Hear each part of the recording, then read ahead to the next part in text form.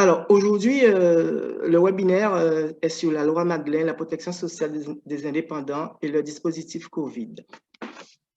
Donc, alors, les indépendants, juridiquement, comme son nom l'indique, indépendant, chez nous, c'est un terme qu'on aime bien employer, mais ce sont les travailleurs non salariés. Les travailleurs non salariés, juridiquement, cela se matérialise par les gérants majoritaires. Ça se matérialise aussi par toutes les entreprises individuelles. Donc, ça passe de l'EIRL à l'EURL, entreprise individuelle.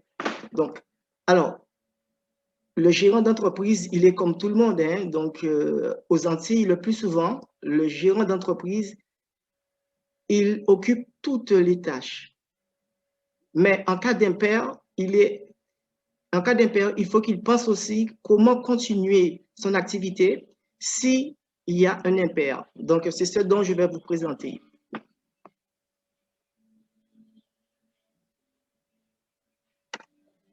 Alors, qui sommes-nous? Tout d'abord, une présentation de la mutuelle de France Unie.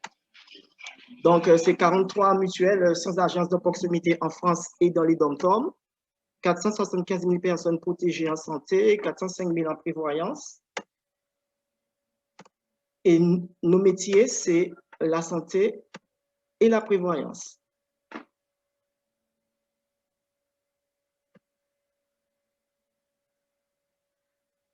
Donc, généralement, les travailleurs non salariés ont un dispositif fiscal un dispositif fiscal qui leur permet de réduire tout sur le revenu imposable, les frais de santé, de prévoyance, voire de retraite. Donc, ça s'appelle la loi Madeleine. Alors, Alain Madeleine, c'est un ministre des entreprises, du développement économique. Il a été ministre sous Balladur et sous Chirac. Donc, c'est une loi qui date de février 1994, qui a plus de 30 ans.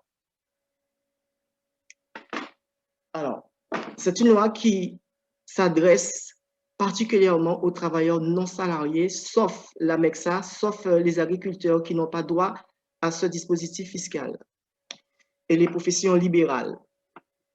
Je vais revenir un instant sur les professions libérales un peu plus tard dans la présentation. Alors, les caisses primaires qui sont concernées, donc c'est la Sécurité sociale des indépendants, la Carpinco et la CIPAV. Bien entendu, il y en a d'autres, hein, il y en a d'autres, mais les principales caisses primaires sont la Sécurité sociale des indépendants, la Carpinco et la CIPAV. Donc, les missions de ces caisses primaires sont tout d'abord la prise en charge des frais de santé, l'incapacité, l'invalidité, la retraite et le décès. Alors, je fais un petit aparté sur le décès, tout simplement. Le décès, certaines caisses, lorsque un travailleur non salarié affilié chez eux décède, ils ont droit à un capital. Et ce capital varie en fonction de la caisse. Ceux qui sont affiliés à la Sécurité sociale des indépendants ont un capital par rapport au plafond de la Sécurité sociale, et ceux qui sont affiliés à la Carpinco, c'est encore un autre montant. Aujourd'hui, votre métier, vous êtes entouré par 3 risques. Le risque majeur, l'arrêt de travail, l'invalidité et le décès. Prenons l'exemple, dans le cas où il y a un arrêt de travail, qu'est-ce que je vais faire? Dans le cas où il y a une invalidité, qu'est-ce que je vais faire? Est-ce que je vais continuer mon entreprise? Est-ce que je vais transmettre mon entreprise? Donc, il y a des solutions qui sont en place, et ces solutions vous permettent au moins de garder un maintien de revenus, mais pour cela, il faut les mettre en place. Le dispositif fiscal loi Madeleine, il s'adresse certes aux travailleurs non salariés, mais aussi aux conjoints collaborateurs, voire à toute la famille. Donc ici, le terme de conjoint collaborateur, je vous demande si vous avez votre conjoint qui travaille avec vous, qui est avec vous dans la société et qui n'a pas de salaire, il est important de penser à la notion de conjoint collaborateur. Pourquoi? Parce que tout simplement, en tant que conjoint collaborateur, ça lui permet aussi d'avoir des droits. Donc, alors, je vais vous expliquer le schéma d'un arrêt de travail. Pour l'accident de travail, c'est aussi pareil. Donc, alors, lorsqu'un travailleur non salarié est un arrêt de travail, après, il y a un délai de carence de 3 jours. Alors, avant, c'était de 8 jours. Depuis le rapprochement du RSI avec la caisse générale des salariés, donc, ils ont réduit le délai à 3 jours. Donc, c'est une très bonne chose pour les travailleurs non salariés, au lieu de 8 jours, voire 16 jours à l'époque. Donc, lorsqu'on on a un arrêt de travail, la conséquence, c'est quoi? Ben, on a une perte de revenus, une perte de 50% du revenu. Si c'est un accident de travail, c'est 80%. Mais qu'importe la conséquence, votre indemnité ne pourra jamais excéder 56,35 €.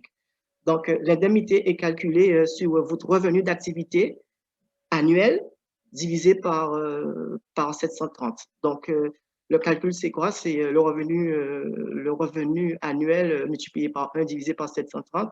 Et ainsi, vous avez votre indemnité journalière.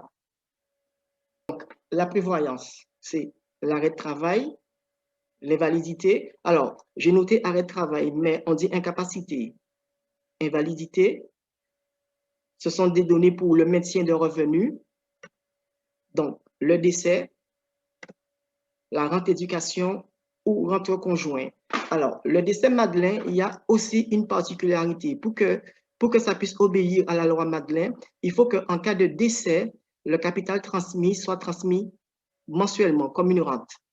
Donc, à ce titre-là, c'est assujetti à la loi Madeleine. Si c'est donné en une seule fois, le contrat ne peut pas être un contrat loi Madeleine.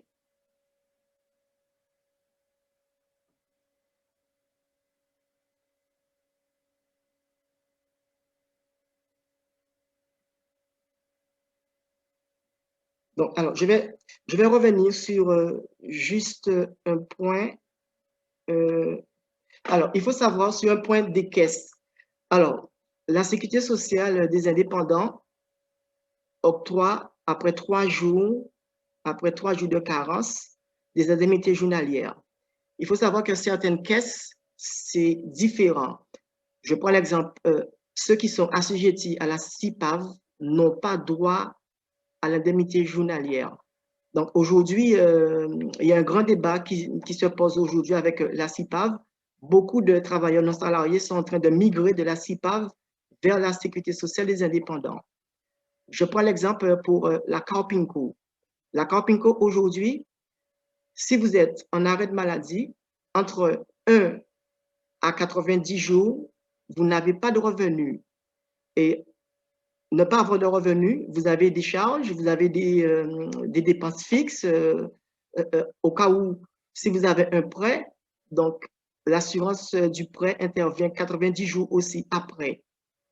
Donc, il faut bien vérifier à quelle caisse on appartient pour bien mettre en place toutes les solutions loi Madeleine. Alors, j'ai parlé du prêt. Donc, alors, je vais revenir sur le prêt. Alors, il faut savoir pour ceux qui ont un prêt en place, qu'en cas d'impair, si vous avez un accident, si vous êtes en arrêt de travail, il faut faire la différence entre le délai de carence et le délai de franchise. Donc, alors, vous signez une solution. Disons que vous avez une délai de carence de 3 mois. Donc, après les 3 mois, vous avez un impair. Donc, il y a un délai de franchise qui s'applique. Ce délai de franchise, pour les personnes qui ont une assurance, ce délai, une assurance prêt, ce délai de franchise peut varier de 1 à 12 mois. Alors, je vous demande si vous avez des prêts de bien vérifier ce délai de franchise. Pourquoi? Parce que si un accident vous arrive, vous êtes en incapacité ou en invalidité, il se peut que ce délai de franchise va commencer soit 1 mois après votre impair, soit 3 mois après l'accident. Donc, ça fait en sorte que vous restez sans revenu. C'est un point très important à vérifier.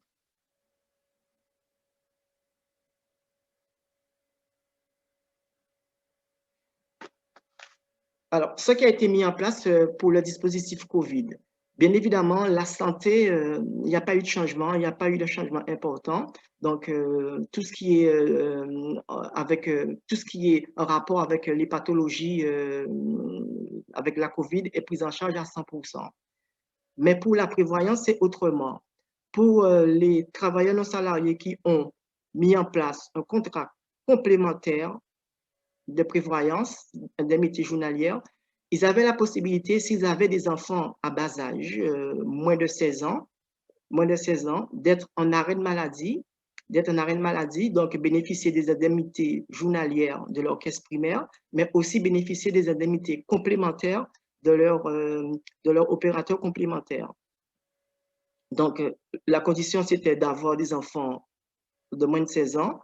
Et à ce titre-là, ils ont fait sortir des décrets pour ne pas pénaliser, pour ne pas appliquer les délais de carence. Donc il n'y avait pas de délai de carence par rapport au dispositif COVID. Hors du dispositif COVID, le délai de carence est de 3 jours.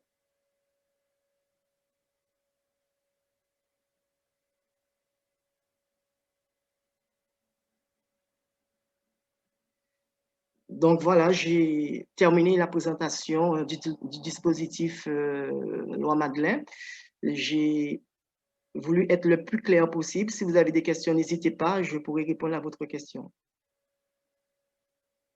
Au début de votre diapositive, vous avez parlé de 3 caisses pour les indépendants. Oui.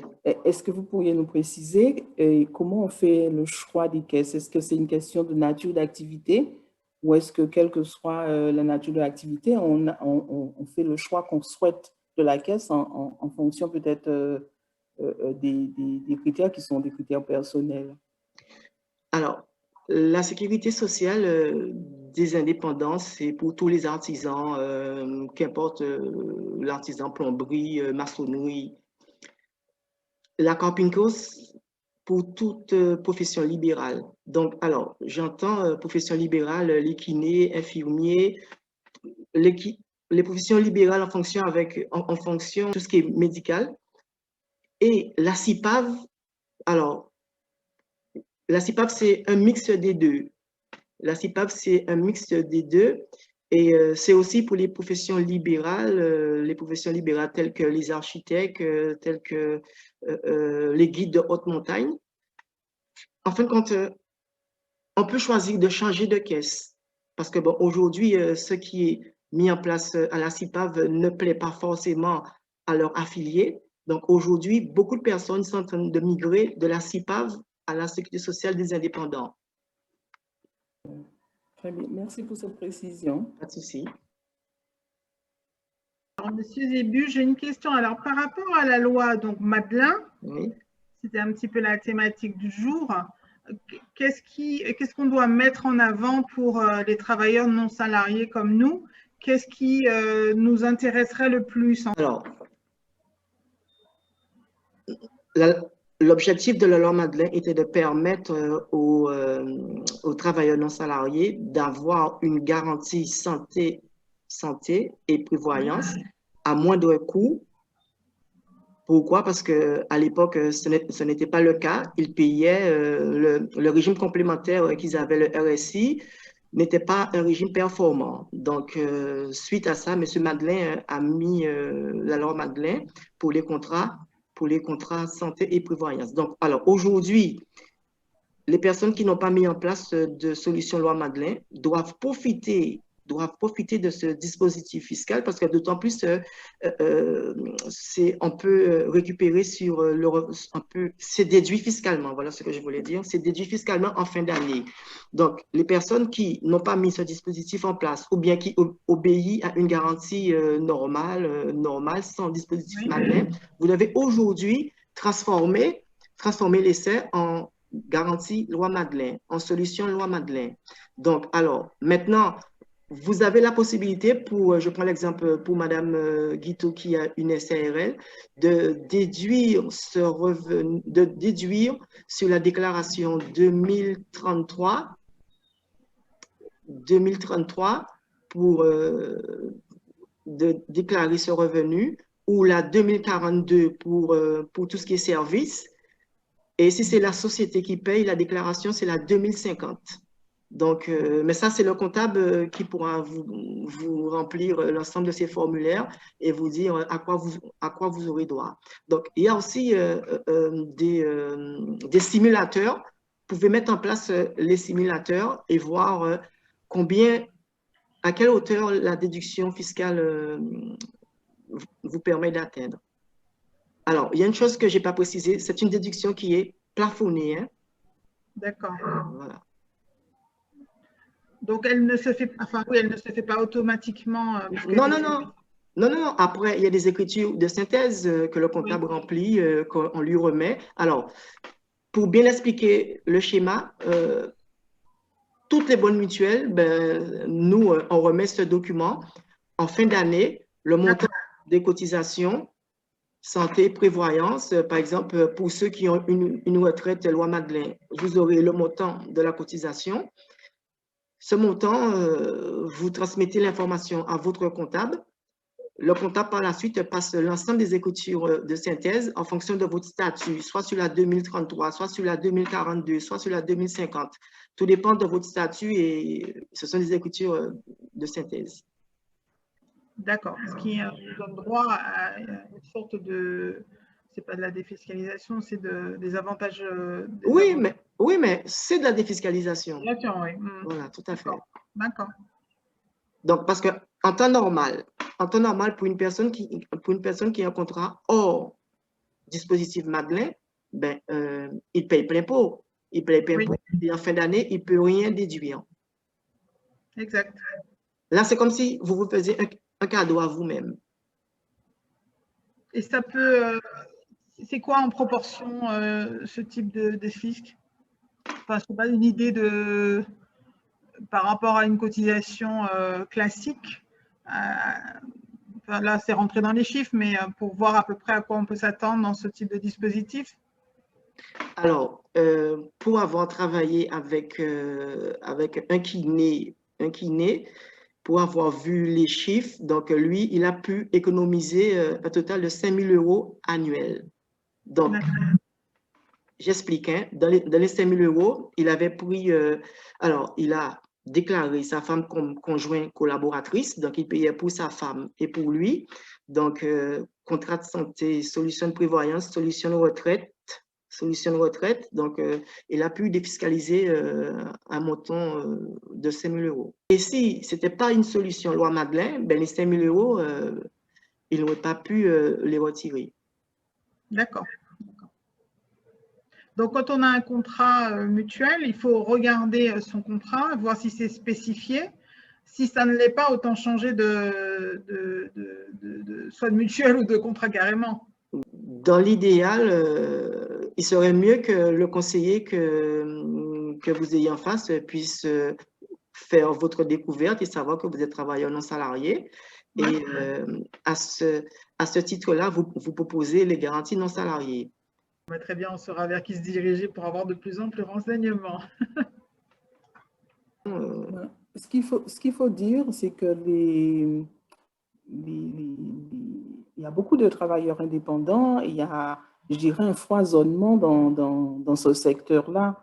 Et c'est vrai que c'est important peut-être de leur porter l'information. C'est en ça, M. Zébus, que votre intervention aujourd'hui a tout son sens, parce qu'il est vrai que ce n'est pas évident de toute façon. Quand on souhaite ouvrir une activité, d'abord on l'ouvre pour une question purement économique. On se dit, bon, ben, on se crée son activité, hein, puisqu'on n'a pas, peut-être qu'on a une passion, qu'on a quelque chose en particulier et qu'on souhaite ouvrir une activité en fonction de ça, mais on n'a pas forcément tous les tenants et aboutissants de ces ficelles, je dirais, fiscales. C'est important d'avoir un accompagnement, quelqu'un qui vous permet de vous dire, bon, dans ce domaine-là, vous allez pouvoir faire des économies, parce que c'est très nettement ça, hein, faire des économies et pouvoir asseoir votre activité, d'autant que dans la période que nous venons de traverser, là, qui est une période Covid, c'est cette catégorie socio-professionnelle qui a été le plus durement touchée, je pense, et peut-être dont on parle le moins. Donc, il faut vraiment valoriser cette loi-là et la porter à connaissance du secteur, il me semble. Absolument. Elle est effective depuis quelle année? 94. Ah, d'accord.